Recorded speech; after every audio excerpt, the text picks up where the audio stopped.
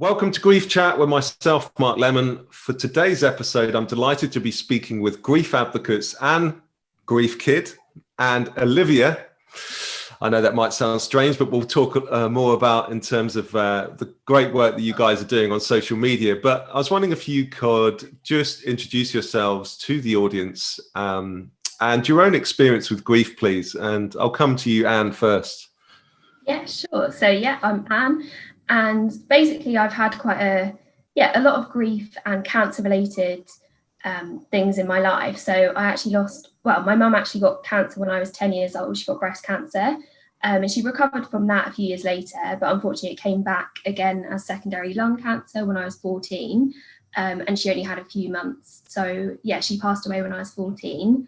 And then about 8 or so years later, my brother and only sibling also ended up with cancer, bowel cancer, and at first it was, it's treatable, it's fine. Then it was actually, you'll always live with it, but it will be controlled. And then unfortunately it was terminal. And so I lost him 3 years ago.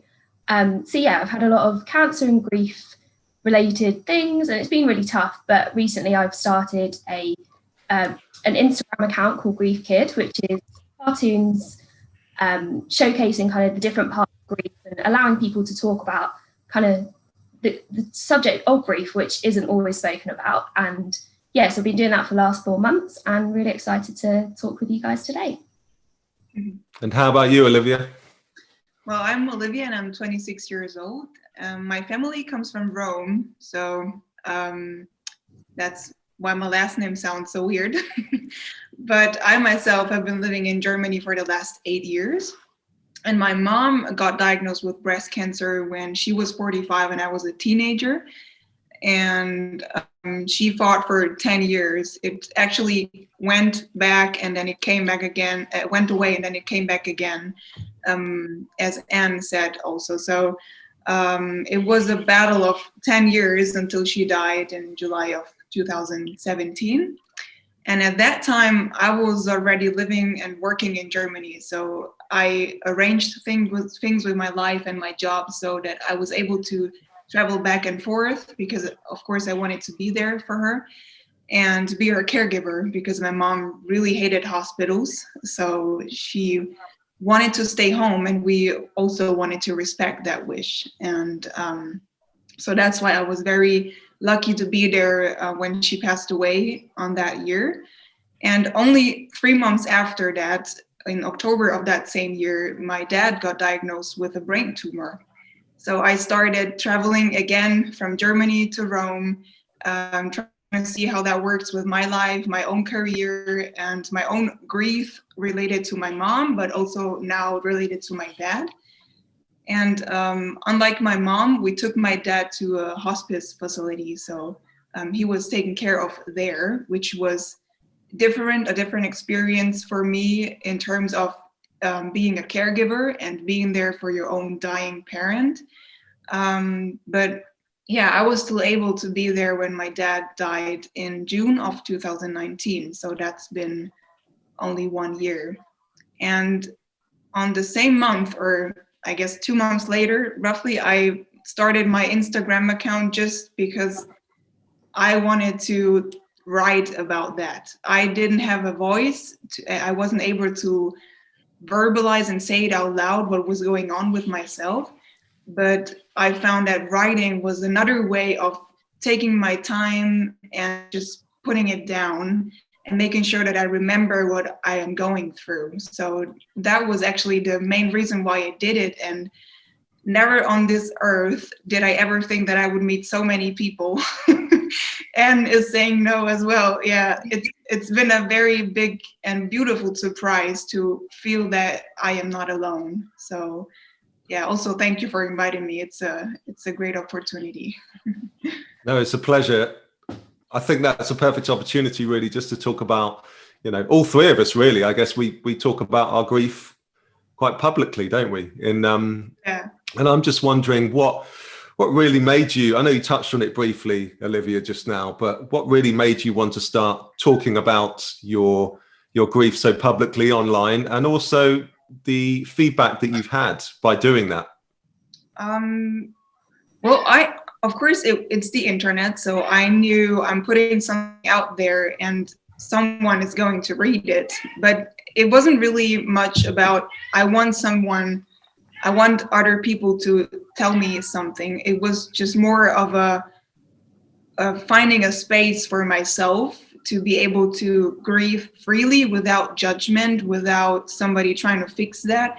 So it was more of a search for and within myself for that space of freedom. And but the feedback that I've been getting so far, it's really something that I haven't even think of that could happen to me. So it's been people telling me like, I 100% know what you're going through and what you've been through because it happened to me as well. And so I'm making the experience of actually seeing and meeting other people that know how it feels and same way, and all are looking for that same free space. And also other people that have gone through other things that are trying to understand what people like us have gone through. So it's very mixed, but I see in general a lot of interest from other people that are trying to learn about grief and loss. Do you think people still struggle with knowing how to articulate their grief and express it? And by looking at your account, it's kind of given them a bit of a permission, in a sense, to say it's okay to feel how you're feeling. You know, do you get that at all? Yeah, a lot. Also, I think we have a problem in our society with being able to hold pain and stand grief and all those dark sides without trying to be like, oh, you need help. It's hard to sit in your pain. So I have a lot of people that just comment on something and they're really loud and vocal on their pain, and at the same time they feel guilty about that because it's not really accepted in our society. Not yet. We're working on it. But yeah, to answer the question, yeah, I do have that. And how about you, Anne? I know the fantastic illustrations and the way that you put your own grief across is wonderful. Yeah, so like similar to Olivia, I kind of set up Grief Kids kind of for me to express my grief. I actually, well, when my mum passed away, I spent the following 8 years not really talking about it and not really having a space to, and just getting on with it and thinking that's what you do. You've just got to get on with it and not really talk about it because there isn't space for that. And then when my brother passed away, I was like, I can't do this again. Like, 2 immediate family members have passed away from cancer. I can't just not have any space for that. Like, it's going to eat me if I can't like put it somewhere. So I went to a retreat for young people, a grief retreat, and that was the first time that I actually spoke about it in like great detail, and I met other people that understood it and had those moments of, these are all the crazy thoughts I'm thinking, but actually they're not crazy at all. They're really normal, and it's totally okay to think those because all those other people are thinking those too. And it gave me so much that I was just like, more people deserve this. More people deserve a space that they can feel okay in about their grief and have a chance to talk about it. So I joined a few online grief groups since then. And again, they provide so much, but I kind of was like, I still want a way that I can express it. And plenty of people do blogs or other things, but I was like, I want something that's more personal to me. And it was just one day during lockdown, I was just thinking, how could I do this? And I like art. I'm not amazing at it, but I enjoy it. And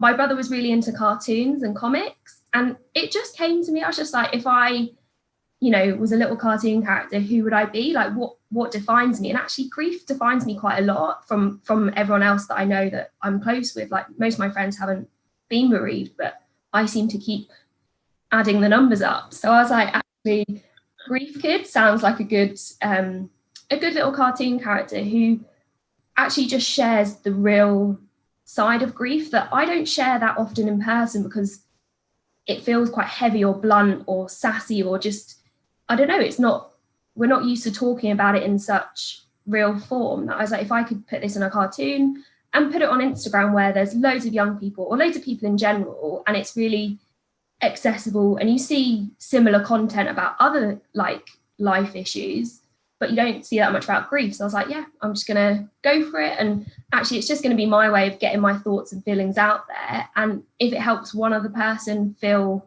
normal because I've said something that they're feeling that they didn't think was right, then that's fantastic. But I did not expect what came out of it. Like, I never expected thousands of followers and messages daily, and people saying like they finally feel understood and seen and validated, and it's incredible. Like, I hate taking credit for anything like that at all, because I'm just like, well, I'm just sharing my experience, but I am quite proud. Like, it is, yeah, I'm trying to feel okay that it's a good thing and it's helping other people, and that's great. And actually Sunday was my mum's 14th anniversary, and because I was 14 when I lost her, I want to mark the occasion, because it's that crossover into a life longer without her. So I invited people to share photos of their loved ones, and I had about over 90 people sharing, and it's such a lovely little community that,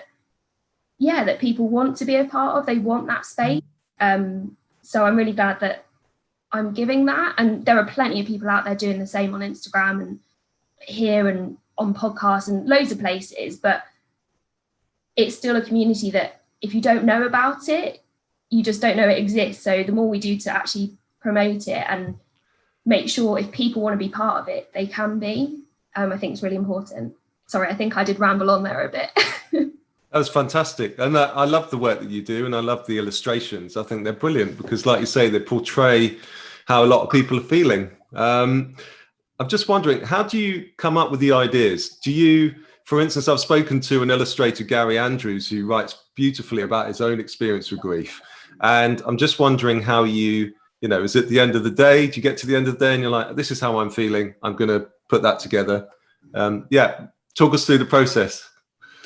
Yeah, it's just quite a few of them were the things that when I met other people that were grieving, that we finally got to say to each other, because we couldn't say it to anyone else. So like the things that society says, like all the, oh, but at least they had this, or at least you, just anytime someone says at least, there's not a follow on from that sentence. It's like, I don't know, it takes away from actually there is still pain there, like forcing people to be positive all the time, or that's it, like not being able to hold sadness or a sad space. And those things are like quite frustrating. So I was like, oh, that's a perfect illustration. Or like one of the first ones was grief could just wishing someone would mention her mum or brother, but actually everyone else is probably thinking, oh, we don't want to bring them up because that might upset her. And it's that fact that people just aren't really communicating because they're maybe afraid. And actually there's always good intent. It's always, oh, I don't want to upset and I want to be there. But because we're not talking, it's quite, I don't know, we're not understanding each other properly. So yeah, it just, whenever an idea pops into my head from a conversation or something I've seen or a feeling that I've had, I'll just make a note of it on my phone. And then every week I'll sit down for an hour or two and do a few drawings ready for the next week. I just think it shouldn't be difficult for people to engage with it. It should be brought into their life. I don't know if that makes sense, but that's kind of how I look at like a feeling or a thought I'm having. I try and think, well, how can I make that relevant in a drawing and easy to relate to and understand? Yeah, no, I understand that completely.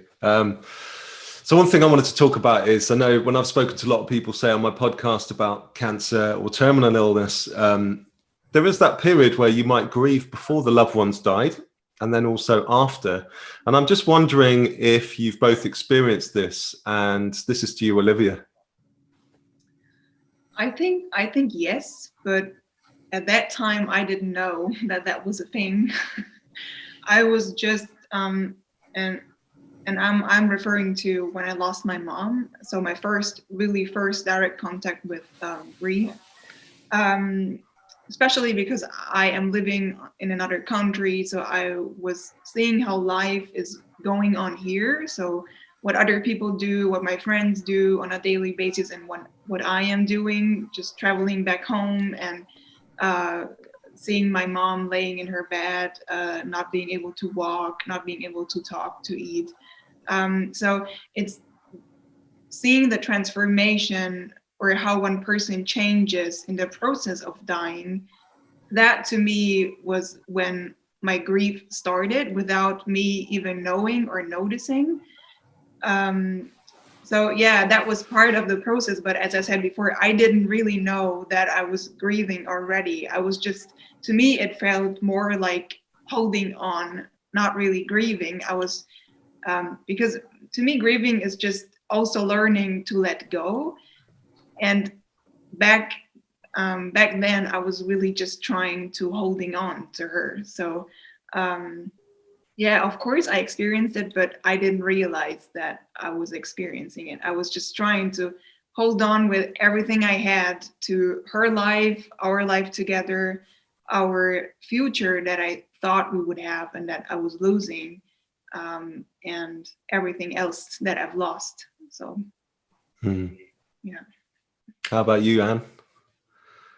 I think like similar for when I lost my mum, like at 14 or 13, I didn't know what was going on in terms of grief and feelings and all the things I was worrying about. I just didn't want to really vocalize. And like, yeah, she ended up, so she was ill for a few months and we thought she'd have a few more months, but then she suddenly got quite sick quite soon. And luckily, yeah, we were in the hospital with her, but there wasn't like a slow decline. It was actually one day she just really got ill and then the next day she passed away. And I remember being like, just before that, not really grieving because I thought I had longer. I thought there was more time. So I don't think I'd really started that, but then it was sudden. Whereas with my brother, he was in a hospice for quite a few months. And yeah, the whole time he was probably in the hospice, I was like, well, I know he's going to die soon. And this is really hard. It's so hard having any nice moments because I know you're about to die and I'm already grieving our future and all the things that we should have had for like so many years to come. Like you're meant to have your siblings till near the end. And he was really upset, but actually we'd both learned a lot from losing mum that I think helped. He actually managed to write us all letters, which I think he knew, okay, what would I have wanted when mum died that I can give my family? And it's I'm amazed by his strength that he managed to do that. And that's something I get to treasure. And I didn't have that with mum. And we actually made sure we did a few things, like we hosted a little games night in the hospice and managed to take photos and kind of, it was a bit like a final farewell, but no one said that, but it was. And actually it was really nice to have that event. And actually, even after that, in a weird way, we said, well, it's not going to get better now. Like he's going to keep declining. So in a weird way, it was kind of like, knowing it's not going to get better, you're kind of like, well, is it better he doesn't suffer for longer and that he passes peacefully? But actually he clinged on. He stayed with us a while longer, and he really did suffer those last few weeks. He didn't want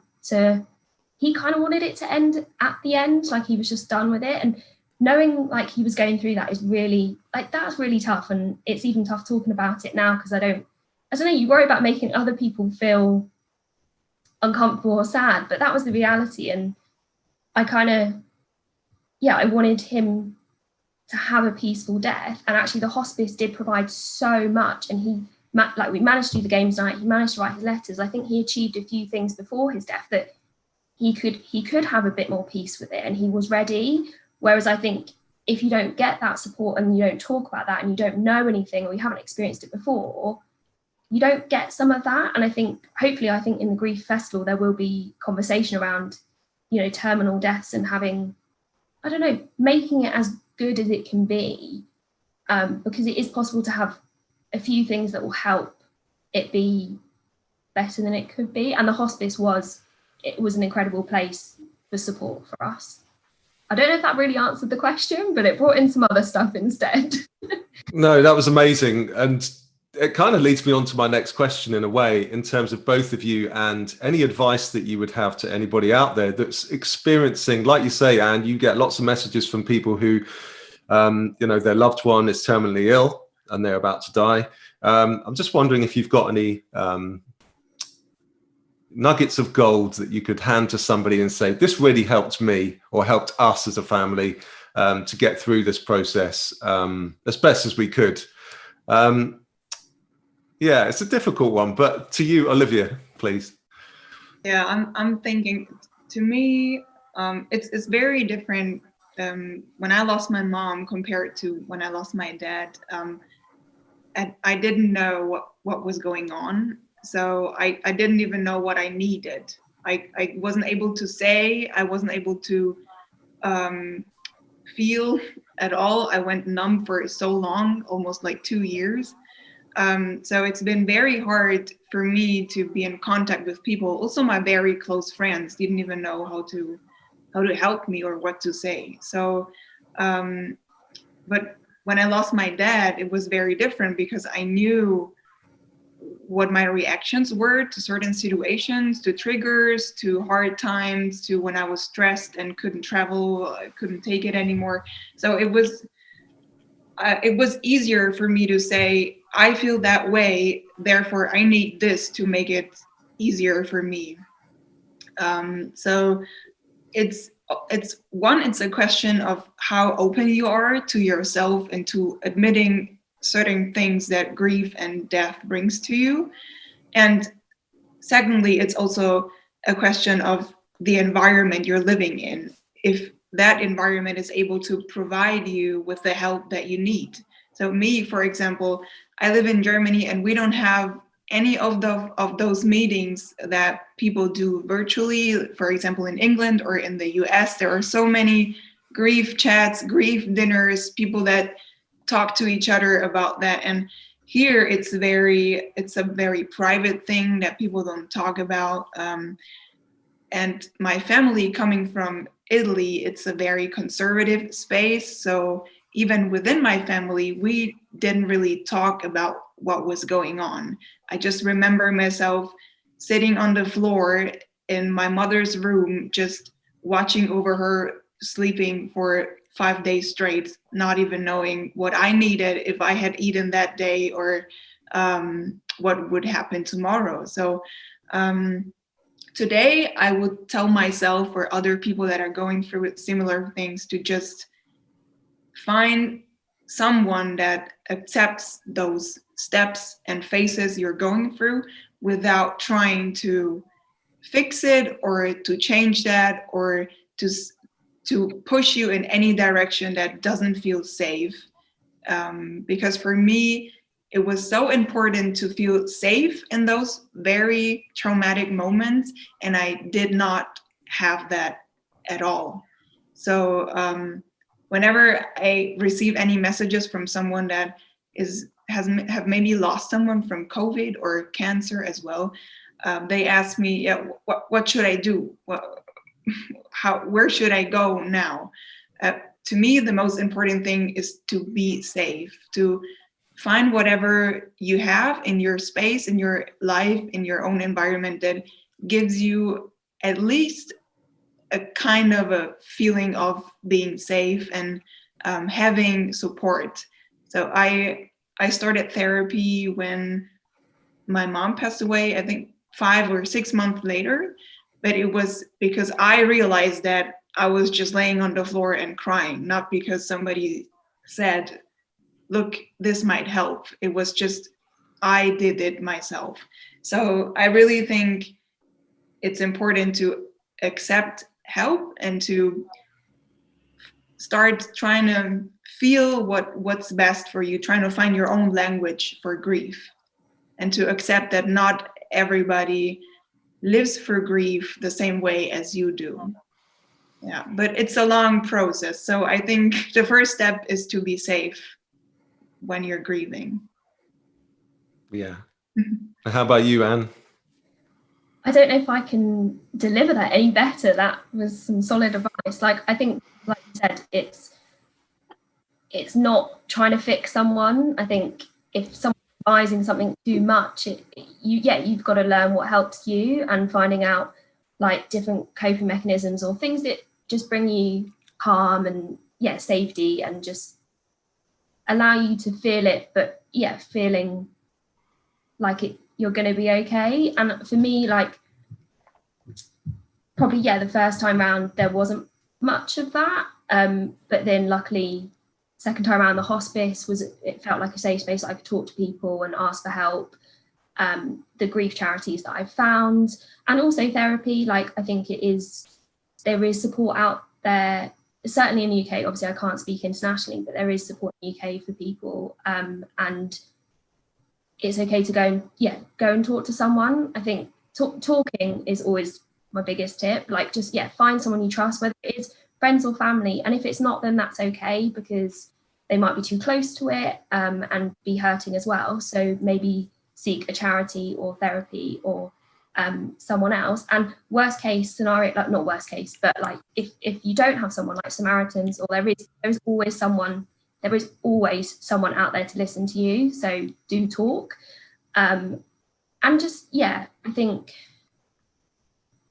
things that can help that other people can do, definitely food, like bringing food or supplies or doing washing or doing those other things that relieve someone of like chores or stress is really helpful, rather than being like, I want you to be happy, I want you to feel okay, because they're not going to feel okay for a while, and that's okay. But helping do the other stuff that they don't have the energy to do can be really helpful. So and just being there, like having someone just be there but not try and fix you is I think, like Olivia said, that makes you feel safe to feel what you're feeling. And if you don't have that space to feel that, that's when it's really difficult, because you'll try and push it away and you'll come back to feeling it later anyway. So Brilliant advice, both of you. Honestly, really good. So where can people find you both? You know, what's your Instagram handle? Time to shout about yourselves. That's to you, Olivia.